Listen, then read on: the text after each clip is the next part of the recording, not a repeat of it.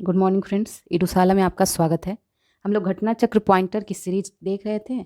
इसमें पॉलिटी का पार्ट 4 है ये। तो चलिए शुरुआत करते हैं। इससे पहले प्लीज़ चैनल को लाइक, सब्सक्राइब, शेयर कर दीजिए, कमेंट करिए और बेल आइकन को प्रेस कर दीजिए।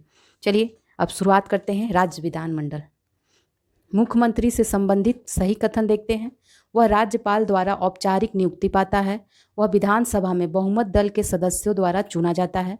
उसका पद पर बना रहना बहुत से कारकों पर निर्भर करता है। तो ये सभी मुख्यमंत्री से संबंधित कथन है। नेक्स्ट है, भारतीय संविधान के अनुसार राज्यों की विधायिका में सम्मिलित है।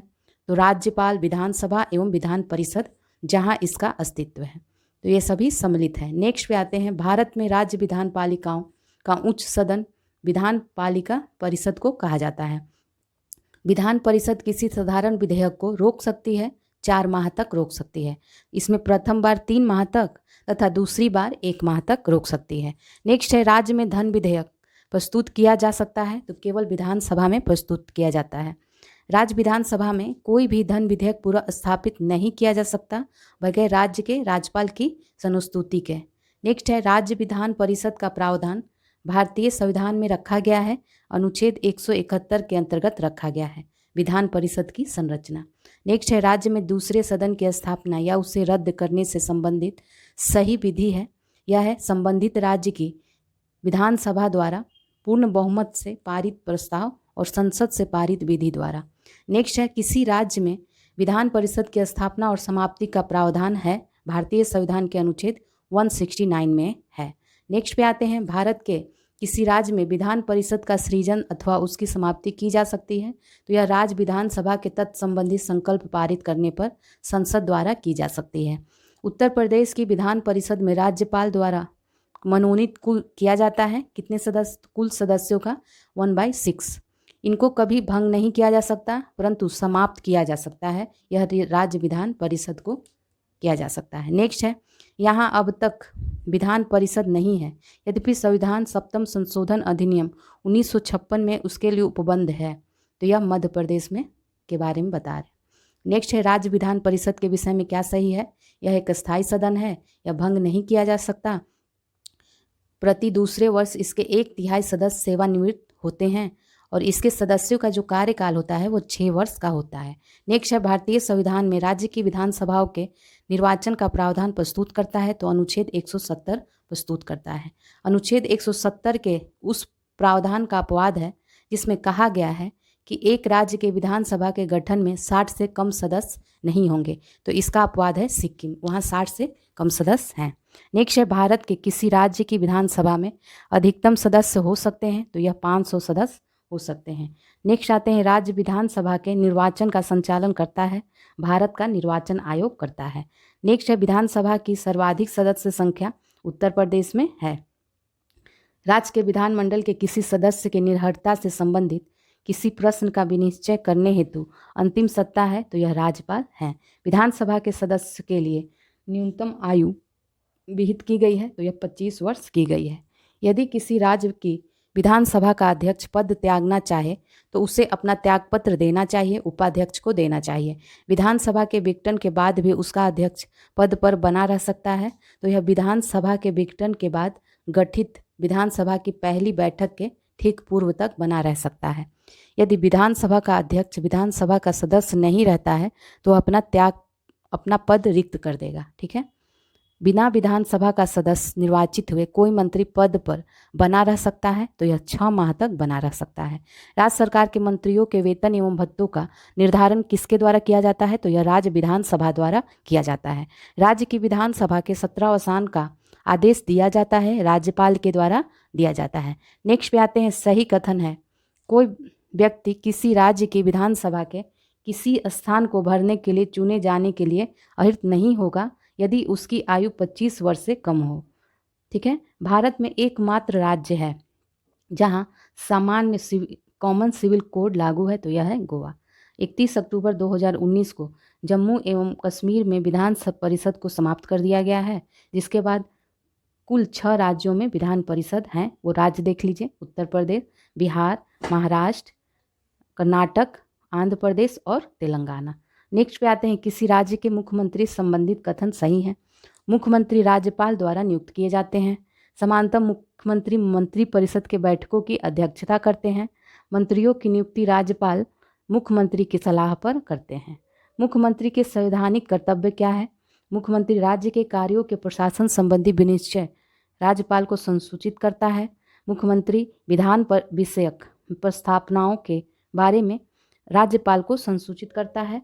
और मुख्यमंत्री किसी विषय को जिस पर किसी मंत्री ने भी निश्चय कर लिया है किंतु मंत्रिपरिषद ने विचार नहीं किया है, राज्यपाल द्वारा अपेक्षा किए जाने पर परिषद के समक्ष रखवाता है। ये सभी कार्य करते हैं। मुख्यमंत्री के दायित्वों को परिभाषित करता है अनुच्छेद 167। जम्मू एवं कश्मीर के मुख्यमंत्री की कार्यअवधि नई व्यवस्था के अनुसार 5 वर्ष है। भारत में सर्वप्रथम महिला मुख्यमंत्री हुई थी, यह उत्तर प्रदेश में। भारत की पहली महिला मुख्यमंत्री सुचेता कृपलानी थी। नेक्स्ट है, राज्य विधानसभा निम्नलिखित संवैधानिक पदाधिकारियों के निर्वाचन में भाग लेता है।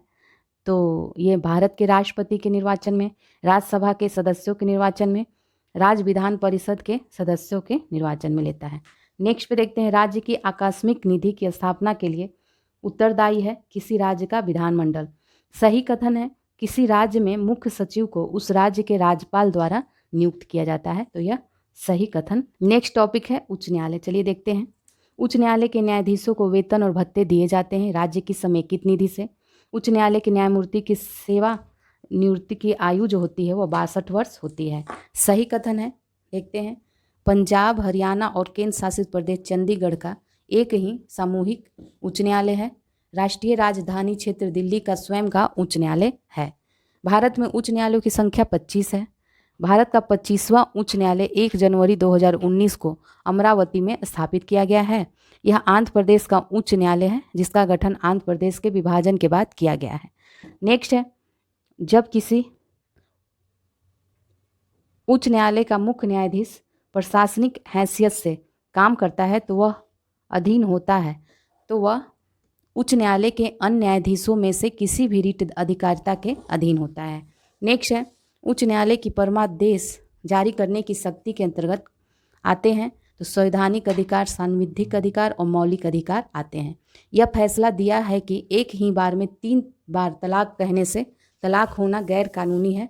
यह उच्चतम न्यायालय के द्वारा दिया गया है।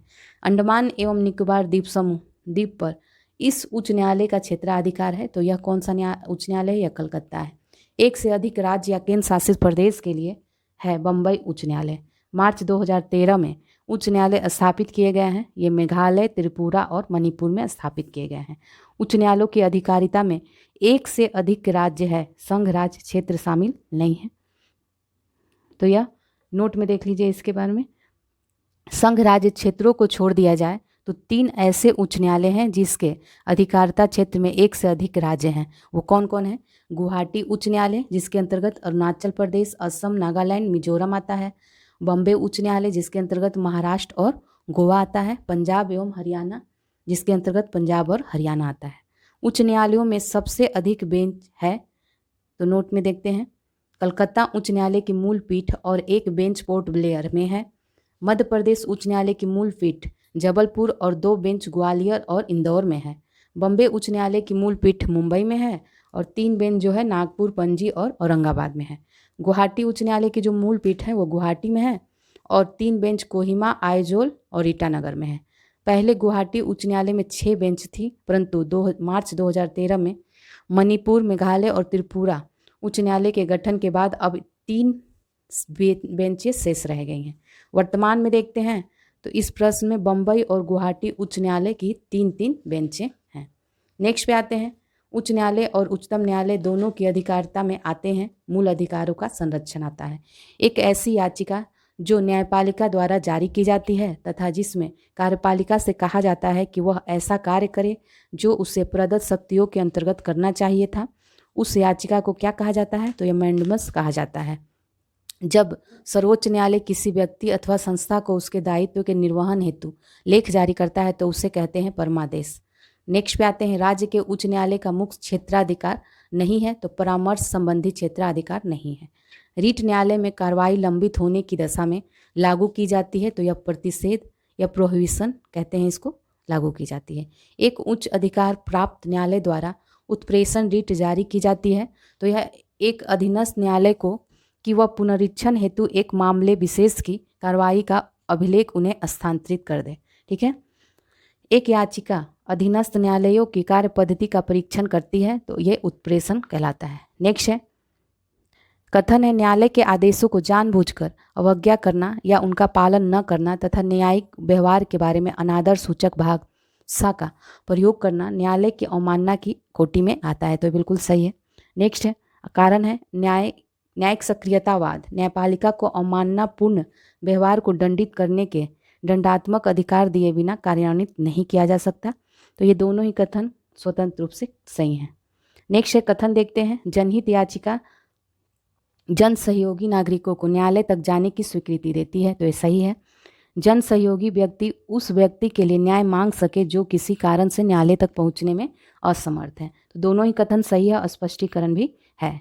नेक्स्ट है, कथन है भारत में न्यायिक पुनरीक्षण क्षेत्र सीमित है, कारण क्या है, भारतीय संविधान उधार वस्तुओं से भरा थैला है, तो दोनों ही कथन सत्य है और स्वतंत्र रूप से सत्य है, व्याख्या नहीं कर रहा है। कथन कारण देखते हैं फिर से, भारतीय नागरिकों के अधिकारों को संरक्षित करने में उच्च न्यायालय सर्वोच्च न्यायालय की अपेक्षा बढ़िया स्थिति में है, तो ये सही है।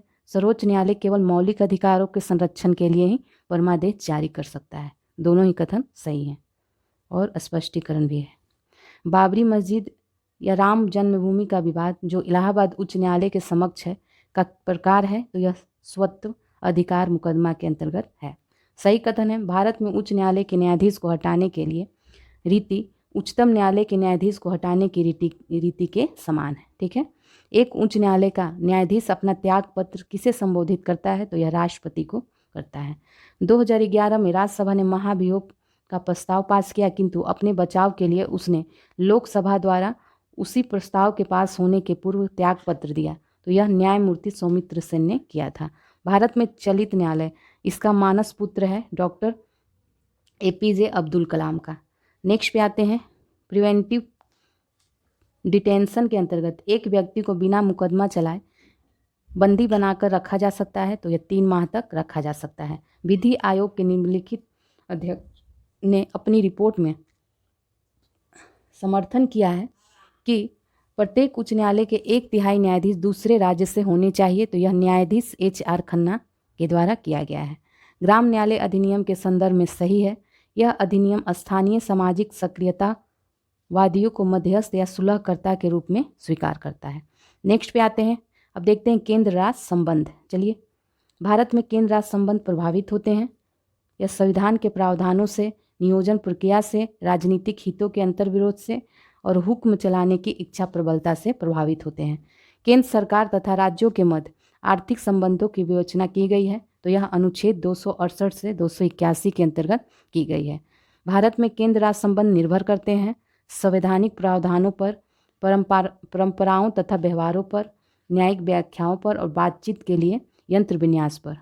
एक संघीय राज्य व्यवस्था में शामिल होते हैं, क्या क्या है, संघ और राज्यों के बीच संबंध, राज्यों के मध्य संबंध, समन्वय के लिए तंत्र और विवादों को सुलझाने के लिए तंत्र, ये सभी शामिल होते हैं। केंद्र तथा राज्यों के मध्य शक्तियों के वितरण के लिए भारत का संविधान 3 सूचियों को प्रस्तुत करता है। शक्तियों के वितरण को विनियमित करते हैं अनुच्छेद 245 तथा 246। भारतीय संविधान का अनुच्छेद 249 संबंधित है। यह राज्य सूची के विषयों के संबंध में संसद की विधायी शक्तियों से संबंधित है। नेक्स्ट है, अनुच्छेद 249 के खंड 1 के अंतर्गत पारित प्रस्ताव प्रवृत्त नहीं रहेगा। यह 1 वर्ष से अधिक समय के लिए प्रवृत्त नहीं रहेगा। वे विषय जिन पर केंद्र व राज्य सरकारें दोनों कानून बना सकती हैं, तो यह समवर्ती सूची में केंद्र राज्य संबंध सम्मिलित उल्लेखित है, 7वीं अनुसूची में उल्लेखित है। विधायी शक्तियों का केंद्र तथा राज्यों के मध्य वितरण संविधान की अनुसूचियों में है, तो यह 7वीं अनुसूची में है। केंद्र राज्य विधायी संबंध दिए गए हैं, तो यह भाग 11 में दिए गए हैं। नेक्स्ट है, भारतीय संविधान में अवशिष्ट शक्तियाँ निहित है या संसद में निहित है। भारतीय संविधान ने अवशिष्ट अधिकारों को संघीय सरकार को दिया है। केंद्र राज्य संबंधों को विशेष रूप से म्यूनिसिपल संबंध कहा गया है। यह किस संदर्भ में, तो योजना प्रकरण में राज्य पर केंद्र के नियंत्रण के प्रसंग में कहा गया है। नेक्स्ट है, संघ का यह कर्तव्य होगा कि वह बाह्य आक्रमण तथा आंतरिक गड़बड़ी से प्रत्येक राज्य की रक्षा करे। ऐसा प्रावधान भारतीय संविधान में अनुच्छेद 355 में कहा गया है। ठीक है, नेक्स्ट पे आते हैं। भारत में राज्यों के बीच सहयोग और समन्वय प्राप्त करने के लिए संविधानेतर और विधितर संस्थाएं कौन सी हैं? तो यह है राष्ट्रीय विकास परिषद और राज्यपाल सम्मेलन। नेक्स्ट है झारखंड क्षेत्र स्वायत्त परिषद का गठन कब हुआ? तो 8 अगस्त 1995 को हुआ। भारतीय संविधान अंतर्राज्यीय परिषद के संबंध में प्रावधान करता है, यह अनुच्छेद 263 के अनुसार प्रदान करता है। अंतर्राज्यीय परिषदों का निर्माण स्रोत कौन सा है? तो यह है संवैधानिक। ठीक है, अंतर्राज्यीय परिषद संविधान के अनुच्छेद 263 के अंतर्गत है। सही सुमेलित है। अंतर्राज्यीय पानी के झगड़ों में केंद्रीय संसद के अधिनिर्णय की शक्ति भारतीय संविधान का अनुच्छेद 262 के अंतर्गत। अंतर्राज्यीय जल विवाद अधिनियम 1956 राष्ट्रीय जल नीति 1987 में है लागू किया गया है। नेक्स्ट है क्षेत्रीय परिषदों का सृजन हुआ संसदीय कानून के द्वारा हुआ है। कथन कारण देखते हैं। कथन है केंद्र राज्य संबंधों पर पुनर्विचार की मांगें बढ़ती रही है। कारण है राज्यों के पास विकास कार्यों के लिए पर्याप्त साधन नहीं है। तो ये दोनों ही कथन सही है और व्याख्या भी कर रहा है। नेक्स्ट है विधि के प्राधिकार के बिना न तो कोई कर लगाया जा सकता है और न ही एकत्रित किया जा सकता। यह अनुच्छेद 265 में कहा गया है। सरकारिया आयोग गठित हुआ था, समीक्षा करने के लिए गठित हुआ था। देख लीजिए फिर से। सरकारिया आयोग गठित हुआ था समीक्षा करने के लिए, तो यह संघ और राज्यों के मध्य संबंधों की समीक्षा करने के लिए इसका गठन किया गया था। नेक्स्ट है सरकारिया आयोग की सिफारिशों का संबंध है केंद्र और राज्यों के पारस्परिक संबंधों में से है। कथन देखते हैं। सरकारिया कमीशन की सिफारिश के अनुसार अनुच्छेद 356 का प्रयोग कम से कम होना चाहिए। सही है बिल्कुल। जिन राजनीतिक दलों ने केंद्र में सरकार बनाई उन्होंने अनुच्छेद 356 का दुरुपयोग किया है। तो दोनों ही कथन सही है और व्याख्या भी कर रहा है। नेक्स्ट है अस्थायी अंतर्राज्यीय परिषद जो अंतर सरकारी परिषद के नाम से जानी जाती है कि स्थापना का समर्थन सरकारिया आयोग ने किया। नेक्स्ट है भारत में संघ राज्य संबंध से संबंधित है कौन सा? सरकारिया आयोग, राजमन्नार समिति, पूछी आयोग, ये सभी संबंधित है। संविधान के अंतर्गत सीधे विदेश ऋण प्राप्त करने के संबंध में राज्यों की स्थिति नहीं ले सकते हैं। राज्य सरकारों को कृषि आय कर समानुदेशित करता है भारत का संविधान। एक कर जो संघ द्वारा लगाया तथा वसूला जाता है किंतु संघ तथा राज्यों में बांटा जाता है, तो यह है कृषि आय के अतिरिक्त आय पर कर। नेक्स्ट है अब देखते हैं आपात उपबंध। भारत सरकार का दायित्व है कि वह बाह्य आक्रमण एवं आंतरिक अशांति से राज्यों की रक्षा करे। यह अनुच्छेद 355 के अंतर्गत है। भारत में राष्ट्रीय आपातकाल की घोषणा करने का आधार है युद्ध, बाह्य आक्रमण, सशस्त्र विद्रोह। किस तारीख को भारत के राष्ट्रपति ने घोषणा की थी कि गंभीर आपात विद्यमान है जिसके कारण आंतरिक अशांति से भारत की सुरक्षा को गंभीर खतरा है? तो यह 25 जून 1975 को घोषणा किया गया था। राष्ट्रीय आपातकाल की उद्घोषणा का आधार नहीं हो सकता, आंतरिक अशांति नहीं हो सकता। भारत के राष्ट्रपति द्वारा राष्ट्रीय आपातकाल की घोषणा की जा सकती है अनुच्छेद 352 के अनुसार। इन परिस्थितियों में राष्ट्रपति आपातकाल घोषित कर सकता है, तो यह है बाह्य आक्रमण, राज्यों में संवैधानिक तंत्र की विफलता और आर्थिक संकट। इन सब के राष्ट्रपति आपातकाल घोषित कर सकता है। भारत के राष्ट्रपति मूल अधिकारों के कार्यान्वयन को स्थगित कर सकते हैं अनुच्छेद 20 एवं 21 के अतिरिक्त। तो अनुच्छेद 359 के अंतर्गत ऐसा कर सकते हैं। भारत के राष्ट्रपति को निलंबित करने की शक्ति प्राप्त है, तो इसे देख लेते हैं। अनुच्छेद 352 के तहत आपातकाल की घोषणा होने पर अनुच्छेद 358 के तहत अनुच्छेद 19 में वर्णित मूल अधिकार स्वतः ही निलंबित हो जाते हैं, जबकि अन्य मूल अधिकारों अनुच्छेद 20 और 21 को छोड़कर 44वां संविधान संशोधन के द्वारा ऐसा किया गया है को निलंबित करने की शक्ति राष्ट्रपति को अनुच्छेद 359 के तहत प्राप्त है। अनुच्छेद 20-21 के अंतर्गत प्राप्त मूल अधिकार किसी भी स्थिति में निलंबित नहीं किए जा सकते हैं। यहाँ उल्लेखनीय है कि अनुच्छेद 359 के अंतर्गत मूल अधिकार निलंबित नहीं होते हैं, बल्कि न्यायालयों द्वारा केवल उनके परिवर्तन कराने का अधिकार निलंबित हो जाता है। ठीक है, नेक्स्ट पे आते हैं। प्राय राज्यों में राष्ट्रपति शासन लागू किया जाता है, वह गवर्नर की सलाह पर। इस राज्य में राज्यपाल शासन के अधिरोपण का प्रावधान है। तो जम्मू एवं कश्मीर पुनर्गठन अधिनियम 2019 जो 31 अक्टूबर 2019 से प्रभावी है के द्वारा जम्मू कश्मीर को विशेष दर्जा प्रदान करने से संबंधित अनुच्छेद 370 को निष्प्रभावी कर दिया गया है। परिणाम स्वरूप जम्मू कश्मीर में राज्यपाल शासन के स्थान पर सीधे राष्ट्रपति शासन लागू किया जाएगा। तो अब राष्ट्रपति शासन लागू होगा। संविधान के अनुच्छेद 356 से संबंधित कथन सही है, तो यह है राज्यों में संवैधानिक तंत्र की विफलता एक वस्तुनिष्ठ यथार्थ है। इस अनुच्छेद के अंतर्गत की गई उद्घोषणा का उच्चतम न्यायालय द्वारा न्यायिक पुनरावलोकन किया जा सकता है। इस उद्घोषणा को 2 माह के भीतर संसद के प्रत्येक सदन से अनुमोदन किया जाना चाहिए। नेक्स्ट है, यदि भारत का राष्ट्रपति संविधान के अनुच्छेद 356 के अधीन यथा उपबंधित अपनी शक्तियों का किसी विशेष राज्य के संबंध में प्रयोग करता है, तो उस राज्य के विधानमंडल की शक्तियां संसद द्वारा या उसके प्राधिकार के अधीन प्रयोग होंगी। ठीक है, संसद द्वारा संकट काल की शक्ति का अनुमोदन होना आवश्यक है। घोषणा की तिथि से 1 माह के अंतराल में अनुमोदन होना आवश्यक है। राष्ट्रपति का आपातकालीन अधिकार संविधान के साथ धोखा है, यह किसने कहा था? तो यह के.एम.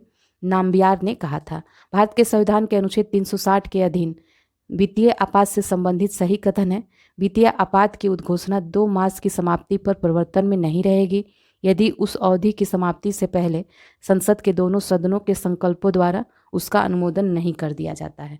ठीक है, भारतीय संविधान के अनुच्छेद का उपयोग अभी तक नहीं किया गया है। अनुच्छेद 360 का अभी तक उपयोग नहीं किया गया है।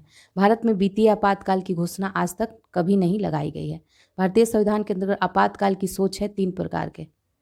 राष्ट्रीय आपातकाल में लोकसभा की अवधि आपातकाल की समाप्ति तक बढ़ाई जा सकती है, लेकिन एक समय में केवल 1 वर्ष के लिए ही बढ़ाई जा सकती है। राष्ट्रपति शासन अधिकतम लगाया जा सकता है, तो यह 3 वर्ष तक लगाया जा सकता है। आपातकाल में किसी राज्य विधानसभा की अवधि बढ़ाई जा सकती है, तो यह संसद द्वारा बढ़ाई जा सकती है। नेक्स्ट पे आते हैं, अब टॉपिक है वित्त आयोग। तो चलिए देखते हैं। सामान्य रूप में भारत में प्रति 5 वर्ष बाद वित्त आयोग की नियुक्ति की जाती है, तो यह केंद्रीय अनुदान और संघ के राजस्व में राज्यों का अंश निर्धारित करने के लिए किया जाता है। नेक्स्ट है, संघ एवं राज्यों के बीच वित्तीय वितरण होता है, वित्त आयोग की सिफारिशों के आधार पर होता है। भारत में शेयर बाजार तथा फ्यूचर्स बाजार में हुई लेन देन पर संघ द्वारा लगाए जाते हैं, जो कर लगाया जाता है उस संघ द्वारा। वित्त आयोग का मुख्य कार्य क्या है? केंद्रीय करों में राज्यों के भाग तथा केंद्र द्वारा राज्यों के लिए दी जाने वाली वित्तीय सहायता के सिद्धांत का निर्धारित करना है। वित्त आयोग की राष्ट्रपति को संस्तुति भेजने में मुख्य रूप से संबंधित है, तो यह राज्यों को दिए जाने वाले अनुदान के सिद्धांत से और राज्यों एवं केंद्र के बीच करों के बंटवारे से संबंधित है। भारत में वित्त आयोग का कार्य है आयकर विभाजन, उत्पाद शुल्क का विभाजन और सहायतार्थ अनुदान निर्धारण है। कथन कारण देखते हैं। कथन है राज्य वित्त आयोग एक संवैधानिक निकाय है, तो ये बिल्कुल सही है। आर गलत, इसे छोड़ देते हैं। नेक्स्ट है, संघ एवं राज्यों के बीच करों के विभाजन संबंधी प्रावधानों को राष्ट्रीय आपात के समय निलंबित किया जा सकता है। ठीक है, 12वें वित्त आयोग के अध्यक्ष कौन थे? सी रंगराजन। 13वें वित्त आयोग के अध्यक्ष विजय केलकर। 14वें वित्त आयोग के वायु रेड्डी और 15वें वित्त आयोग के अध्यक्ष एन.के. सिंह थे। नेक्स्ट पे आते हैं, वित्त आयोग द्वारा की गई प्रत्येक सिफारिश को संसद के प्रत्येक सदन के समक्ष कौन रखवाता है? तो यह भारत का राष्ट्रपति रखवाता है। वित्त आयोग का गठन किया जाता है, प्रत्येक 5 वर्ष किया जाता है। राज्य वित्त आयोग के संबंध में सही है, यह एक संवैधानिक संस्था है। संविधान लागू होने के पश्चात अब तक वित्तीय आयोग बनाए जा चुके हैं, तो 15 वित्तीय आयोग बनाए जा सकते हैं, बनाए जा चुके हैं। ठीक है, 15वें वित्त आयोग तक। वित्त आयोग का एक चेयरमैन होता है और 4 अन्य सदस्य होते हैं। अब नेक्स्ट है योजना आयोग और नीति आयोग। देखते हैं, योजना आयोग का अंत कर दिया गया प्रधानमंत्री नरेंद्र मोदी ने। योजना आयोग की स्थापना कब हुई थी? 15 मार्च 1950 को हुई थी। योजना आयोग की स्थापना की गई। यह संघीय मंत्रिपरिषद द्वारा एक विशेष प्रस्ताव पारित कर की गई। संवैधानिक संस्था है नीति आयोग। वित्त आयोग एवं योजना आयोग के परस्पर विलय का प्रस्ताव दिया था, यह एम.वी. माथुर ने दिया था। संवैधानिक निकाय नहीं है योजना आयोग, संवैधानिक निकाय नहीं है। इन निकायों का संविधान में उल्लेख नहीं है, तो यह है राष्ट्रीय विकास परिषद, योजना आयोग और क्षेत्रीय परिषद। इनका संविधान में उल्लेख नहीं है। भारत के योजना आयोग के प्रथम अध्यक्ष कौन थे? तो यह पंडित जवाहरलाल नेहरू थे। योजना आयोग के पदेन अध्यक्ष होते हैं, तो यह प्रधानमंत्री होते हैं। नेक्स्ट है नीति आयोग के संबंध में सही कथन है। देखते हैं, इसका गठन योजना आयोग के स्थान पर किया गया है। इसका गठन जनवरी 2015 में किया गया था। यह सहकारी संघवाद के सिद्धांत पर आधारित है। नेक्स्ट है योजना आयोग के उपाध्यक्ष को भारत सरकार के सरकारी वरीयता क्रम से महत्व का दर्जा दिया गया है। तो यह भारत सरकार के कैबिनेट मंत्री के सम्मान दिया गया है। कथन कारण देखते हैं। कथन है, योजना आयोग को आर्थिक मंत्रिमंडल परिभाषित किया गया है, केवल संघ हेतु नहीं अपितु राज्यों हेतु भी किया गया है। सही है। यह राष्ट्रीय संसाधनों के संतुलित उपयोग हेतु पंचवर्षीय योजना का निर्माण करता है। तो ये दोनों ही कथन सही है। ठीक है। राष्ट्रीय विकास परिषद के बारे में देखते हैं। राष्ट्रीय योजना की उन्नति पर चर्चा करती है। राष्ट्रीय योजना के उद्देश्यों की प्राप्ति के उपाय सुझाती है। राष्ट्रीय योजना निर्माण हेतु दिशा निर्देशन प्रदान करती है। राष्ट्रीय विकास परिषद की रचना करते हैं प्रधानमंत्री, संघीय मंत्रिमंडल के मंत्रीगण और राज्यों के मुख्यमंत्री। राष्ट्रीय विकास परिषद का मुख्य संबंध है पंचवर्षीय योजनाओं के अनुमोदन से संबंधित है।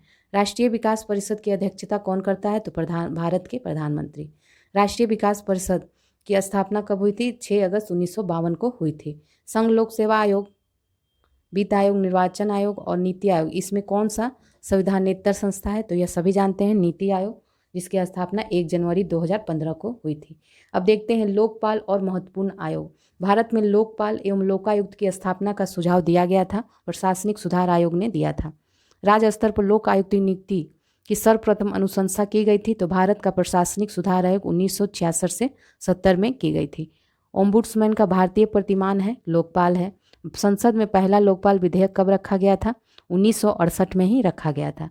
उच्चतर न्यायालयों के न्यायाधीशों की नियुक्ति में कार्यपालिका, विधायिका एवं मुख्य न्यायाधीश की भागीदारी की अनुशंसा किसके द्वारा की गई थी? तो यह द्वितीय प्रशासनिक सुधार आयोग में किया गया था। सर्वप्रथम लोकायुक्त कार्यालय की स्थापना महाराष्ट्र में हुई थी। उत्तर प्रदेश का लोक आयुक्त अपना प्रतिवेदन प्रस्तुत करता है, राज्यपाल को करेगा। 2011 में लोकायुक्त विधेयक पारित करने वाला प्रथम भारतीय राज्य कौन सा है? तो यह है उत्तराखंड। ओहरा समिति राजनेताओं तथा अपराधियों की साठगांठ के अध्ययन के लिए बनाई गई थी 1993 में। वह समिति जिसने राजनीतिज्ञों व अपराधियों के गठबंधन की जांच की वह रिपोर्ट दी, वह था ओहरा समिति। ठीक है। भारतीय प्रशासनिक सेवा और भारतीय पुलिस सेवा को समाप्त करने की सिफारिश किसने की थी? तो यह राजमन्नार आयोग ने की थी। 1993 में राष्ट्रपति द्वारा निम्नलिखित अनुच्छेद के तहत मानवाधिकार संरक्षण अध्यादेश जारी किया गया था, तो यह अनुच्छेद 123 के तहत किया गया था। मानव अधिकार संरक्षण अधिनियम 1993 प्रवृत्त हुआ है, तो यह है 28 सितंबर 1993 से प्रवृत्त हुआ है।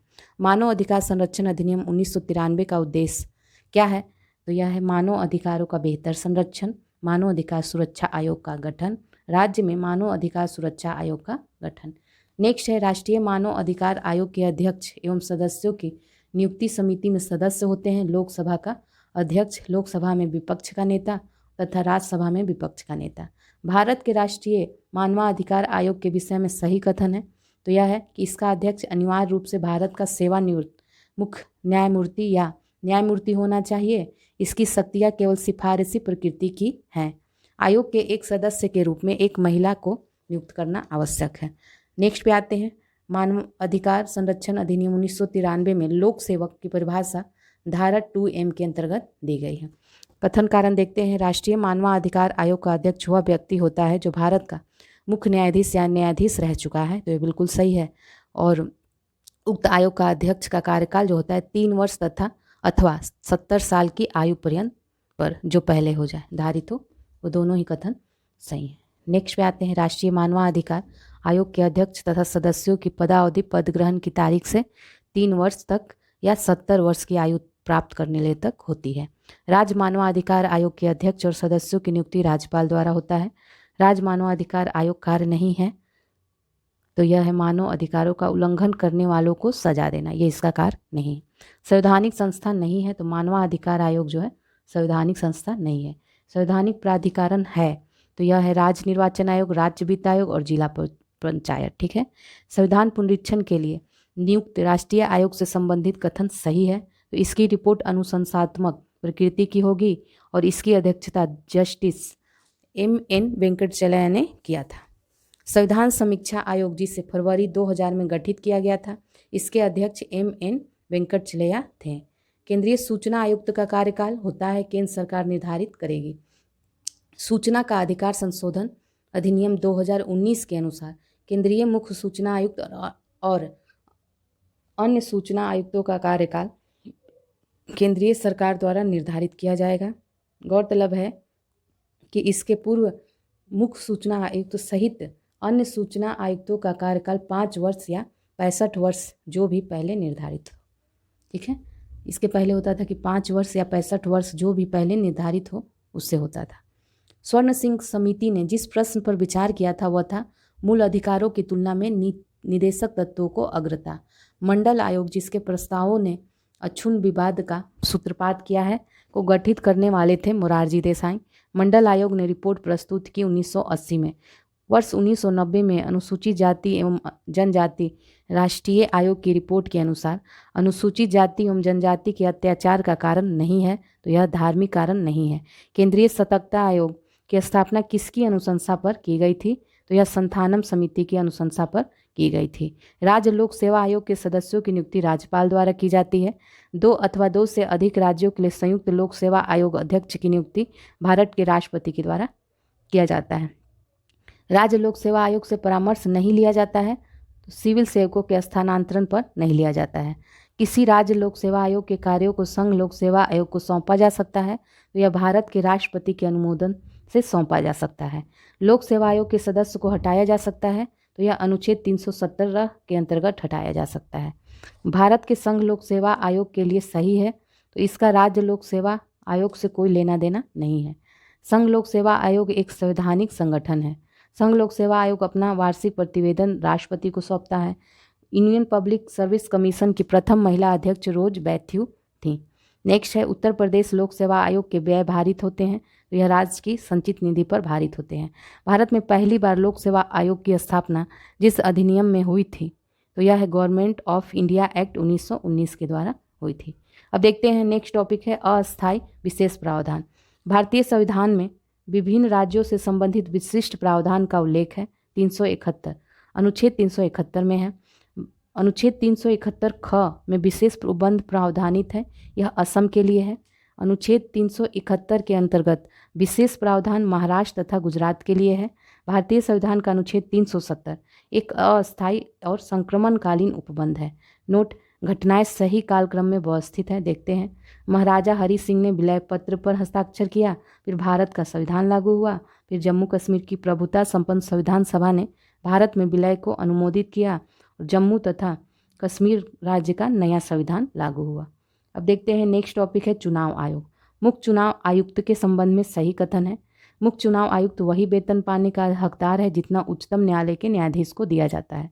मुख्य चुनाव आयुक्त को उच्चतम न्यायालय के किसी न्यायाधीश को हटाने के तरीके और कारणों के अतिरिक्त किसी अन्य तरीके और कारण से उसके पद से नहीं हटाया जा सकता। भारत के मुख्य निर्वाचन आयुक्त का पद समकक्ष होता है तो यह सर्वोच्च न्यायालय के न्यायाधीशों के समकक्ष होता है। भारत के मुख्य निर्वाचन आयुक्त की जो पद अवधि होती है वो 6 वर्ष या 65 वर्ष की आयु तक जो भी पहले हो। मुख्य चुनाव आयुक्त को पदच्युत किया जा सकता है तो संसद के दोनों सदनों के सदस्यों के 2/3 बहुमत से प्रमाणित कदाचार के आधार पर राष्ट्रपति द्वारा किया जा सकता है। निर्वाचन आयुक्त हटाया जा सकता है। मुख्य निर्वाचन आयुक्त के परामर्श पर राष्ट्रपति द्वारा हटाया जा सकता है। भारत के मुख्य चुनाव आयुक्त को नियुक्त किया जाता है या राष्ट्रपति द्वारा नियुक्त किया जाता है। भारत का संविधान निर्वाचन आयोग का प्रावधान करता है। अनुच्छेद 324 के अंतर्गत प्रावधान करता है। संविधान के किस अनुच्छेद में वयस्क मताधिकार को मान्यता दी गई है तो यह अनुच्छेद 326 में दी गई है। भारत के निर्वाचन आयोग के कार्य देखते हैं तो यह संसद एवं राज्य विधान मंडलों के सभी चुनाव करवाना, राष्ट्रपति और उपराष्ट्रपति पदों के लिए चुनाव करवाना, निर्वाचन सूचियां तैयार कराने के लिए के कार्य का निरीक्षण, निर्देशन और नियंत्रण। राष्ट्रपति का चुनाव संचालित किया जाता है, भारत के निर्वाचन आयोग द्वारा संचालित किया जाता है। भारत में विविध निर्वाचनों के लिए निर्वाचन प्रणालियाँ स्वीकृत की गई है तो वयस्क मताधिकार के आधार पर प्रत्यक्ष निर्वाचन प्रणाली और एकल संक्रमणीय मत के आधार के द्वारा अनुपातिक प्रतिनिधित्व की प्रणाली। भारत में निर्वाचन प्रक्रम के आरंभ में सही कथन है। निर्वाचन आयोग द्वारा निर्वाचन की सिफारिश और राष्ट्रपति अथवा राज्य के राज्यपाल द्वारा निर्वाचन की अधिसूचना जारी किया जाना। नेक्स्ट है संसद के सदस्य की निर्भरताओं से संबंधित प्रश्न का विनिश्चय करते समय राष्ट्रपति राय प्राप्त करेगा या भारत के निर्वाचन आयोग की राय प्राप्त करेगा। यदि किसी राज्य विधानसभा के निर्वाचन में निर्वाचित घोषित होने वाला प्रत्याशी अपनी निक्षिप्त राशि जमानत राशि खो देता है तो उसका अर्थ है कि निर्वाचन लड़ने वाले प्रत्याशियों की संख्या बहुत अधिक थी। न्यायालय द्वारा अपराधी घोषित किए गए व्यक्ति को चुनाव लड़ने के लिए अयोग्य करार देने का निर्णय किया गया है, तो यह संसद द्वारा किया गया है। भारत में मताधिकार और निर्वाचित होने का अधिकार एक विधिक अधिकार है, एक अधिनियम के अंतर्गत। नवयुवकों द्वारा 18 वर्ष की आयु पर मताधिकार का पहली बार प्रयोग किया गया इस आम चुनाव में, तो यह 1989 के आम चुनाव में किया गया। केंद्र और राज्य की व्यवस्थापिकाओं के लिए मतदान की उम्र, न्यूनतम उम्र की सीमा है 21 वर्ष से घटाकर 18 वर्ष की गई, तो यह 61वें संशोधन 1988 द्वारा की गई। निर्गम मत सर्वेक्षण के विषय में सही कथन है। निर्गम मत सर्वेक्षण अभिव्यक्ति का प्रयोग मतदाताओं के उस निर्वाचनेतर सर्वेक्षण को व्यक्त करता है जिससे यह पता चले कि मतदाताओं ने अपने मताधिकार का प्रयोग किस प्रत्याशी के पक्ष में किया। नेक्स्ट पे आते हैं, जनप्रतिनिधित्व संशोधन अधिनियम 1996 द्वारा निर्वाचन विधि में हुए हाल के संशोधनों में विषय देखते हैं सही कथन। भारतीय राष्ट्रीय ध्वज अथवा भारत के संविधान के अपमान के अपराध के लिए किसी दोष सिद्धि के होने पर दोष सिद्धि की तिथि से 6 वर्षों के लिए संसद और राज्य विधानमंडलों के चुनाव लड़ने की अयोग्यता हो जाएगी। लोकसभा के लिए चुनाव लड़ने हेतु अभ्यर्थी द्वारा जमा किए जाने वाले प्रतिभूति निक्षेप में वृद्धि की गई है। चुनाव लड़ने वाले किसी भी अभ्यर्थी की मृत्यु हो जाने पर अब किसी निर्वाचन को प्रत्यादिष्ट नहीं किया जा सकता। नेक्स्ट है, दिनेश गोस्वामी समिति ने सिफारिश की थी लोकसभा चुनाव के सरकारी निधियन की। दिनेश गोस्वामी समिति का संबंध निर्वाचन सुधारों से है। उस देश में आनुपातिक प्रतिनिधित्व आवश्यक नहीं है जहां द्विदलीय प्रणाली विकसित हुई है। नेक्स्ट पे आते हैं, कथन है संसद तथा राज्य विधानमंडलों के स्वतंत्र तथा निष्पक्ष चुनाव कराने की शक्तियां एक स्वतंत्र इकाई अर्थात निर्वाचन आयोग को दी गई है। ये बिल्कुल सही है। और निर्वाचन आयुक्तों को पद से हटाने का अधिकार कार्यपालिका के पास है। दोनों ही कथन सही हैं। नेक्स्ट है, निर्वाचन आयोग को 3 सदस्यीय आयोग बनाया गया है, तो यह 1989 में बनाया गया है। इसका चुनाव भारतीय निर्वाचन आयोग द्वारा संपादित नहीं किया जा सकता, तो यह स्थानीय निकायों का चुनाव नहीं कराता। परिसीमन आयोग के संदर्भ में सही कथन है। परिसीमन आयोग के आदेशों को किसी न्यायालय में चुनौती नहीं दी जा सकती और परिसीमन आयोग के आदेश जब लोकसभा अथवा राज्य विधानसभा के सम्मुख रखे जाते हैं तब उन आदेशों में कोई संशोधन नहीं होता है। राष्ट्रीय मतदाता दिवस कब मनाया जाता है, तो यह 25 जनवरी को मनाया जाता है। कथन कारण देखते हैं। कथन है, आनुपातिक प्रतिनिधित्व की प्रणाली अल्पसंख्यकों के प्रतिनिधित्व की समस्या का कुछ हद तक समाधान कर सकती है, तो ये बिल्कुल सही है। कारण अनुपातिक प्रतिनिधित्व की प्रणाली निर्जातीयता, लिंग, हितों और विचारधाराओं पर आधारित सभी प्रकार के समूहों के यथोचित प्रतिनिधित्व को सुलभ बनाती है, तो दोनों ही कथन सही है और व्याख्या भी कर रहा है। नेक्स्ट है, अनुपातिक प्रतिनिधित्व की व्यवस्था निर्वाचन क्रिया प्रणाली के रूप में सुनिश्चित करती है, तो यह अल्पसंख्यकों के प्रतिनिधित्व को सुनिश्चित करती है। कथन देखते हैं, राज्य निर्वाचन आयोग एक संवैधानिक प्राधिकरण है, तो यह सही है बिल्कुल। अब नेक्स्ट पे आते हैं, राजनीतिक दल। ठीक है, भारत में कोई भी राजनीतिक दल राष्ट्रीय दल के रूप में मान्यता प्राप्त कर सकता है यदि वह राज्य स्तर का दल है, कम से कम 4 राज्यों में। किसी राजनीतिक दल को क्षेत्रीय दल के रूप में मान्यता दी जाती है यदि वह राज्य में या तो लोकसभा अथवा विधानसभा चुनाव में 8% वोट प्राप्त करता है तो दी जाती है। किसी दल को राष्ट्रीय दल के रूप में स्वीकृति तब मिलती है जब वह उस राजनीतिक दल द्वारा खड़े किए गए प्रत्याशियों को किन्हीं 4 या अधिक राज्यों में गत लोकसभा चुनावों या उन राज्यों के विधानसभा चुनावों में पड़े कुल वैध मतों का कम से कम 6% मत और साथ ही कम से कम 4 लोकसभा सीटें प्राप्त हों। ठीक है, नेक्स्ट है, उस दल को लोकसभा की कुल सदस्य संख्या के कम से कम 2% सीटें प्राप्त हो या ये सदस्य कम से कम 3 राज्यों से चुने गए हों। थर्ड है, वह दल कम से कम 4 राज्यों में राज्य स्तरीय दल की मान्यता प्राप्त हो। ये तीनों हैं जिससे राष्ट्रीय दल की मान्यता प्राप्त होती है। भारतीय राष्ट्रीय कांग्रेस में राष्ट्रीय शब्द प्रभावित है या ब्रिटिश शासन के विरुद्ध प्रतिक्रिया से प्रभावित है। 1999 में किस पार्टी के विघटन से राष्ट्रीयतावादी कांग्रेस पार्टी का गठन हुआ, राष्ट्रीयतावादी कांग्रेस पार्टी। तो यह कांग्रेस पार्टी के ही विघटन से हुआ था। नेक्स्ट है, राज्य विधानमंडलों के निर्वाचन हेतु सिद्धांतों में सम्मिलित है। यह वयस्क मताधिकार के आधार पर होंगे और प्रत्येक क्षेत्रीय निर्वाचन क्षेत्र के लिए केवल एक निर्वाचक सूची होगी। धर्म, जाति, लिंग आदि के लिए निर्वाचक सूची बनाने में कोई स्थान नहीं होगा और राजनीतिक दलों को अपने स्वयं के मानक स्थापित करने की स्वतंत्रता होगी। नेक्स्ट है, भारतीय जनता पार्टी के गठन के पश्चात इसके प्रथम अध्यक्ष कौन थे? तो ये A.B. वाजपेयी थे। इंडिपेंडेंट लेबर पार्टी का संस्थापक थे B.R. अम्बेडकर थे। B.R. अम्बेडकर ने स्थापना की थी all India scheduled caste federation और इंडिपेंडेंट लेबर पार्टी की स्थापना की थी। नेक्स्ट है, राजनैतिक दल और गठन वर्ष। CPI 1925 में, CPM 1964 में, AIADMK 1972 में और तेलुगु देशम 1982 में इनका गठन वर्ष है। भारतीय साम्यवादी दल का विभाजन दो दलों CPI और CPIM में हुआ था, 1964 में हुआ था। चुनाव बॉन्ड योजना 2018 के संबंध में सही कथन है, देखते हैं। राजनीतिक दलों को मिलने वाले चंदे की प्रक्रिया को पारदर्शी बनाना इस योजना का उद्देश्य है और चुनावी बॉन्ड जारी होने की तिथि से 15 कैलेंडर दिवस तक वैध रहेगा। पात्र राजनीतिक दल द्वारा अपने खाते में जमा कराए गए चुनावी बॉन्ड का भुगतान उसी दिन किया जाएगा। नेक्स्ट है, कथन देखते हैं। भारतीय जनता पार्टी के नेतृत्व वाली साझा सरकार के अभिशासन के लिए राष्ट्रीय एजेंडा में कुछ नीति निर्देशन, कुछ वायदे और कुछ मार्गदर्शक सिद्धांत समाहित हैं। तो बिल्कुल सही है। वह बहुत सी चीज़ों की बृहत विस्तार में चर्चा करता है। दोनों कथन सही हैं। नेक्स्ट है, भारत के केंद्रीय लोकसभा द्वारा और राज्यों की विधानसभाओं के निर्वाचन में सदस्यों का बहुमत पाने वाले राजनीतिक दल ही सरकार बनाते रहे हैं, न कि मतों का बहुमत पाने वाले।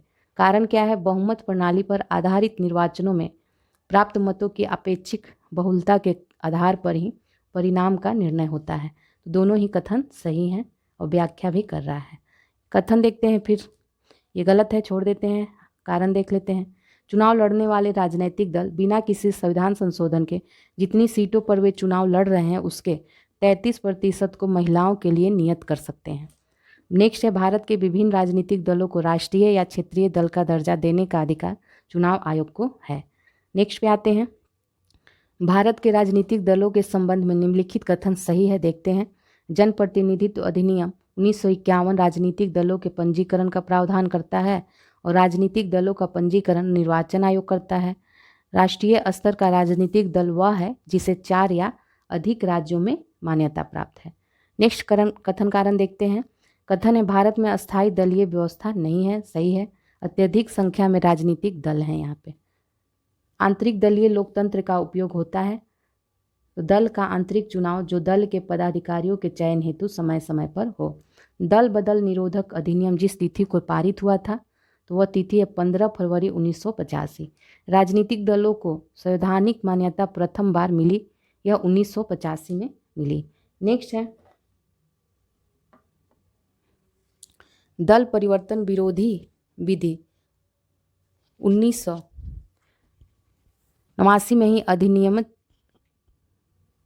79 है 1979 में ही अधिनियमित कर दिया गया था। जम्मू एवं कश्मीर राज्य में कर दिया गया था। लोकसभा के अध्यक्ष द्वारा आधिकारिक तौर पर एक राजनीतिक दल अथवा राजनीतिक दलों के गठबंधन को विपक्ष की मान्यता देने हेतु कम से कम होने चाहिए। तो लोकसभा के अध्यक्ष द्वारा विपक्ष के नेता की मान्यता हेतु लोकसभा सदस्य संख्या 543 का न्यूनतम 10% होना चाहिए, अर्थात 54.3 या 54 सदस्य संबंधित पार्टी का होना चाहिए। नेक्स्ट है, साम्यवादी दलों ने संयुक्त रूप से भूपोर्तम आंदोलन चलाया था, तो यह आंध्र प्रदेश में चलाया था। कामराज योजना का उद्देश्य था भारतीय राष्ट्रीय कांग्रेस को जीवंत बनाना। अब कथन कारण है, भारत में लिखित संविधान है, सही है। शक्तिशाली क्षेत्रीय दलों का विकास क्षेत्रीय आकांक्षाओं का संकेतक है। ये दोनों कथन सही हैं, स्पष्टीकरण नहीं है। नेक्स्ट टॉपिक है, चलिए अब इसको नेक्स्ट वीडियो में देखते हैं। Okay bye. प्लीज़ चैनल को लाइक, सब्सक्राइब, शेयर करिए, कमेंट करिए और बेल आइकन को प्रेस कर दीजिए।